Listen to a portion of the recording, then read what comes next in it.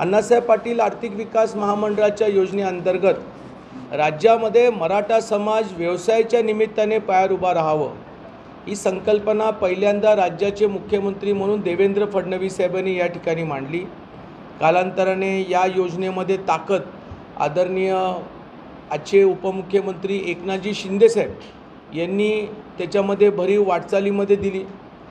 अजितदादा पवार उपमुख्यमंत्री महाराष्ट्र राज्याने त्यांनी आम्हाला वेळच्या वेळी निधी उपलब्ध करून देण्याचं काम केलं आणि परत एकदा महाराष्ट्राचे मुख्यमंत्री म्हणून देवेंद्र फडणवीस साहेब ज्या वेळेला सातारच्या 1 लाख मराठा उद्योजकाच्या मेळाव्याला आले होते आणि त्यांनी 5 लाखाचं आता आम्हाला जबाबदारी दिली की 5 लाख महाराष्ट्रामध्ये मराठा समाजामध्ये उद्योजक निर्माण करून देण्याची।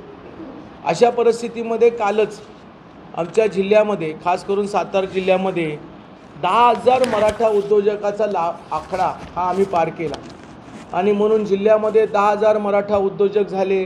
मग आम्ही आमच्या लाभार्थ्यांचं काही प्रमुख महिलांचं आमचे पुरुष लाभार्थी अशांचं एक आम्ही सत्कार करत असताना मुद्दामून पत्रकारांना महामंडळाच्या कार्यालयामध्ये बोलून एखादी जिल्हा स्तरावरती पत्रकारांना कल्पना द्यावी असा आम्ही विचार केला आणि म्हणून आजच्या पत्रकार परिषदेच्या माध्यमातून जिल्ह्यामध्ये आज आम्ही 960 कोटीचं कर्ज वाटप आपल्या बँकेने केलेलं आहे आणि 43 कोटीचं व्याज परतावा दिलेला आहे।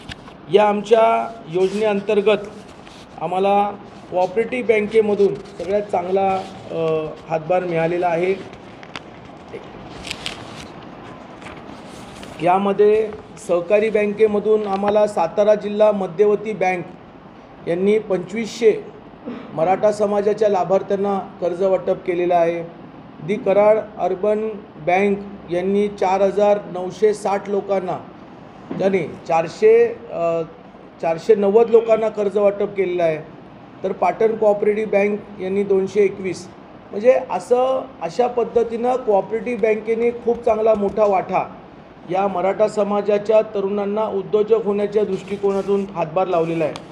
तर राष्ट्रीयकृत बँका ज्यांच्यावरती राज्य सरकारचं जास्त लक्ष असतं कारण राज्य सरकार राष्ट्रीयकृत बँकांकडूनच केंद्र आणि राज्याच्या योजनेची अंमलबजावणी करत असते आणि आम्हाला आनंद वाटतो की आपल्या जिल्ह्यामध्ये AU फायनान्स यांनी साधारण 952 मराठा उद्योजकांना कर्ज दिलेलं आहे। HDFC बँकेने 713 दिलेले आहे। बँक ऑफ इंडियाने दिलेले आहे। बँक ऑफ महाराष्ट्र जी आमची राज्यामध्ये लीड बँक आहे त्याने 300-350 लोकांना कर्ज दिलेले आहे। अशा राष्ट्रीयकृत बँकांनी या ठिकाणी कर्ज वाटप झालेलं आहे। काही आमचे बँकेमध्ये महामंडळामध्ये योजना अंतर्गत काम करताना असंही एक चांगलं लक्षात आलं की काही आमचे जिल्ह्यामध्ये काही असे लाभार्थी आहेत जे खरे योजनेचा लाभ घेत नाही परंतु कागदोपत्री दाखवतात, पण प्रत्यक्षात ज्या वेळेला आम्ही थर्ड पार्टी ज्या वेळेला पाहणी करतो त्यावेळेला आमच्या लक्षात येतं की तो व्यवसाय नाही आहे, मग गायगोटाच नाही आहे आणि मुद्दामून दुसऱ्याच्या गायगोट्यामध्ये जायचं, स्वतःचा बॅनर लावायचा आणि फोटो करून व्याज परतावा मागायचा। आता हे स्पेसिफिक नावं मी तुमच्याशी शेअर करणार नाही, परंतु मी पत्रकार परिषदेच्या माध्यमातून जिल्ह्यातल्या सगळ्या कोऑपरेटिव्ह बँकांना विनंती करेन आणि त्यांच्या सर्व लाभार्थ्यांना की कृपया करून असं करू नका, कारण वर्षानुवर्षी अशाच प्रकारचे चुका आपण करत आलेलो आहोत आणि म्हणून राज्य आणि केंद्र सरकारच्या योजना काही प्रमाणामध्ये फेल होतात।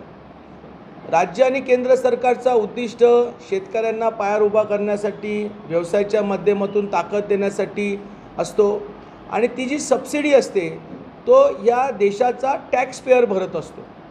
म्हणजे कमीत कमी करदात्याच्या माध्यमातून तुम्हाला पायावर उभा करत असताना त्याचा योजनेचा जर आपण चांगला वापर केला तर नक्कीच करदात्याला समाधान वाटेल, कारण देशामध्ये एकतर परदेशामधून असणारी एक पैशाची आपल्याला मदत होते आणि देशामध्ये असणाऱ्या विविध नागरिक विविध व्यवसाय करणाऱ्या नोकरदारांकडून आपल्याला टॅक्स मिळत असतो आणि या टॅक्सच्या माध्यमातून राज्याच्या वेगवेगळ्या आणि केंद्राच्या वेगवेगळ्या योजना आपण चालवत असतो आणि म्हणून अशा प्रकारे आपणही लाभार्थ्यांनी जातीनं त्या ठिकाणी घेतलेल्या योजनेचा 100% लाभ करावा आणि व्यवसायाच्या दृष्टिकोनातून पायावर उभा राहावं।